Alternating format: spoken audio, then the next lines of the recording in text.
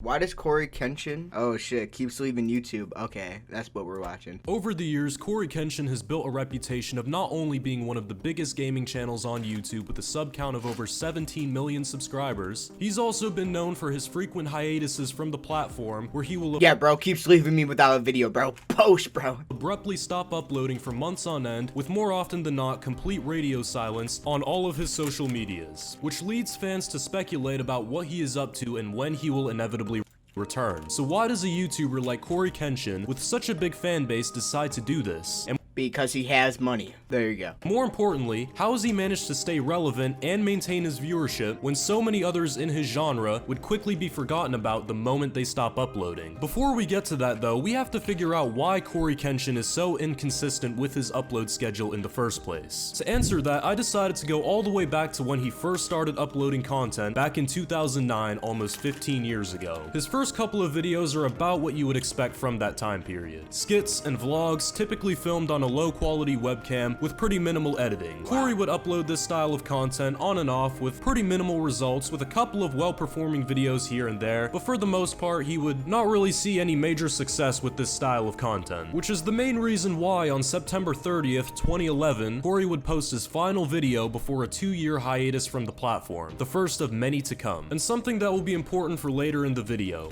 He has such a big fan base, you would think just because he has money, he wouldn't leave. Like, he should just keep upload. Like, he should upload, like, once a week instead of just, like, fully, like, leaving. I don't know, bro. Like, if I ever get that big, bro, I'm never gonna do that, bro. I'm at least posting once a week, bro. Like, I don't know. I wouldn't just leave people with nothing. When Cory came back to YouTube in 2013, he began to upload his first few gameplay videos, more specifically, horror gameplays, something that was growing in popularity on YouTube at the time. This was also around the time his channel started to gain momentum, but there was one game in particular that would push his channel's growth to new heights. That game being Five Nights at Freddy's. The Five Nights at Freddy's movie was so good. I loved him in it, bro. It was so good, bro. Was exploding in popularity at the time, and the amount of YouTube Let's Players that were playing the game and displaying it to their audience were only adding fuel to the fire. So combine the fact that you're already known for being a horror gameplay YouTuber, and a game that's rapidly growing in popularity in your own niche that you're well known for, and you have the recipe for a viral video. And this series would prove to be widely successful for Cory, as they would gain millions of views. Cory, besides Queso as well, them two really, like, inspire me to, like, get better with my content. Like, I've been doing the same thing for like 3 years already. I just want to switch it up, you know? That's why I'm trying to be consistent. That's why I'm like reacting to more videos. Because reacting to videos it's, you know, I like reacting to videos. I watch videos on YouTube all the time, so I like reacting to videos, and I need to play more solo horror games. Cory with Queso inspires me to play more horror games and not be so scared. So that's where I get my inspiration from. And gain him a ton of new subscribers. And from that point on, Cory would remain consistent with his upload schedule, usually posting every day. This would lead his channel to reach 100,000 subscribers by late 2015. It was also at this point where 6 months? That's kind of, I think that's pretty average though. His channel would start growing even more rapidly. About 6 months later, he hit 500,000 subscribers, and then he closed out 2016 with 1 million. And this was only the beginning, as a year and he already hit 1 mil. That's crazy. His channel only got more popular with every single passing year. However, it's important to note that during this time period, Cory would become notorious for his breaks from YouTube. He would have a hot streak where he would upload daily and then seemingly disappear for months on end with usually no updates on any of his social media platforms, leading fans to guess about when he would come back. When was the last time he uploaded, actually? That's a good question. Let's check. Let's see. 7 months ago. Yeah, he's reacted in the trailer. Yeah, see, he still plays horror games. He does Try Not to Last and stuff too. Yeah, I've been seeing these. This is my main account, so don't ask why I'm not subscribed. This is my main account.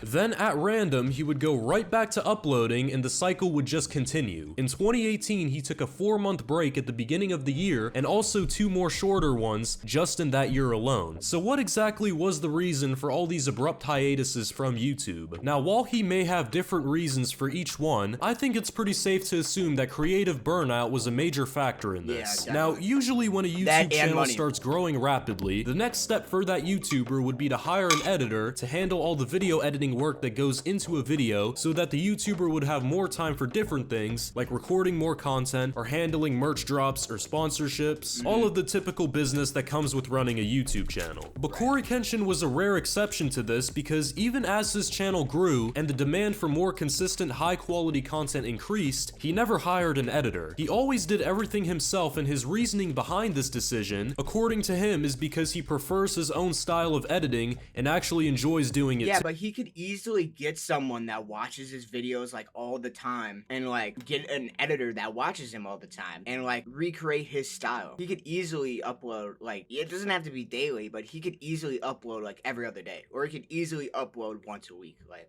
I don't know, but I mean, like, eventually, how I see it, like, I edit my own videos. If it gets to a point where it's like I want to upload every day, like on YouTube, I would definitely hire an editor that like watches my videos. That's what he should take into consideration too, which is a completely fair reason, as it gives him complete control of how his videos are gonna look. But the downside to this is that there is a lot of editing that goes into each of Corey's videos, which can be very time consuming to do and stressful when taking into account the fact that he usually uploads daily when he's not on break. So he has to plan the video, spend hours recording it, then on top of all of that spend some more hours editing, which to someone who isn't a content creator might not easily take out if he just hires an editor. Sound like much, but if you're a YouTuber, you know that shit is absolutely exhausting sometimes. Now, my personal opinion, if something is your job and it's how you make your money, then leaving for half a year just because you're a bit tired of the content grind doesn't really make too much sense. It would honestly be better if he either uploaded— Now, even for me, even though I'm a small channel, I still get burnouts. Like, I'll try to upload daily, and then I'll go from daily to like every other day, and then I had like a crazy burnout like a couple months back. Crazy burnout where I only uploaded like once every like 2 weeks. Yeah, it was really bad. But I think I have the mindset now, and watching all these other streamers blow up, like Jinxie blow up, or Queso, or you know, Kai still doing his thing. All of them, like, they kind of give me the motivation to like keep posting. So it's like these creators really do motivate other creators to keep going. This is why Cory needs to come back. It only a few times a week, or just decided to hire a video editor at that point. Because imagine someone who worked a 9-to-5 job, if they just decided to leave for months on end and just came back to work one day like nothing was out of the ordinary. He would probably be fired right there on the spot. But Cory knows he can get away with— That's why it's so hard to become a YouTuber or a streamer. Like, burn out, people gotta love you, and you gotta be funny, or you just gotta be unique. Cory is very unique. He should just come back. If I was in his spot, I would upload all the time. Like, I don't know, like, obviously we experience burnout like I just said, but it's like, I don't know, if I were to hire an editor, that would just make my life like 10 times easier. And if I were to like do YouTube and stream for a job, I wouldn't have to work a normal job. Like, I don't know. I feel like streamers and YouTubers just take it for granted sometimes. Some of them. Leaving YouTube because he knows his viewers will wait for his return and his viewership will stay the same, if not only increase. This is because Cory— Yeah, that's very unique for his viewership to just stay unique. He'll upload and get like millions of views and millions of likes, even when he goes like on a hiatus of like months. It's crazy. Kenshin is pretty much immune to becoming irrelevant, and this is for a few reasons. The first one being that he's already quite well known for taking breaks because he's been doing it for years at this point. His viewers will see that he hasn't uploaded in a while, and just assume he's on break and will return just like he has every single time. These hiatuses have unintentionally built a cult-like fan base of people who are always left wanting more from him, and they never know when he's gonna come back either because he just doesn't update his fans when he's gone. It's actually a psychology trick from the 48 Laws of Power that rappers like Playboi Carti have even used to their advantage. The second reason is that his content has a huge replayability factor. Videos that he uploaded years ago are still being discovered by people who have never watched him before. They start binging his content and they eventually subscribe. Like Poppy's Playtime, for example, is still doing great. Just because it's like Chapter 3 came out. I still gotta play Chapter 2. God, I don't want to play Chapter 2. And then they wait until he posts a new video, which is actually how he was able to reach 10 million subscribers without posting a single video in that time period. That's great. The third reason is that he's honestly just too big to fail at this point. CORYKENSHIN's fame has reached a point where he's become somewhat of a household name. I'm not joking, literally almost everyone in my high school knew who Cory was. So just imagine— Even if you don't watch Cory, you knew who he was. Like, even if you weren't subbed to Cory, you knew who he was. I bet I could go ask my mom right now who CORYKENSHIN is and she would know.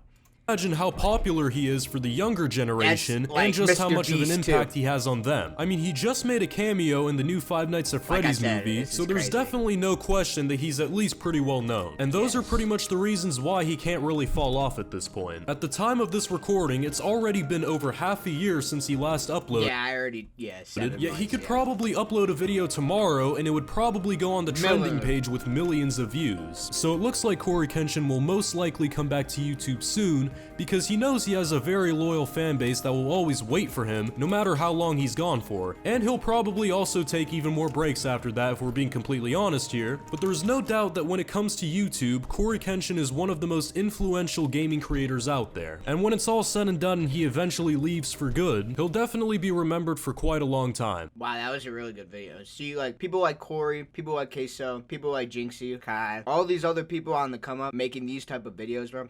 Everybody needs to keep that mindset. Like, yeah, you're gonna experience burnout, but everybody needs to keep that mindset when they're making videos, bro. So I really do plan to really be consistent just because of creators like this. Yeah, this is a really good video, bro. That was really good.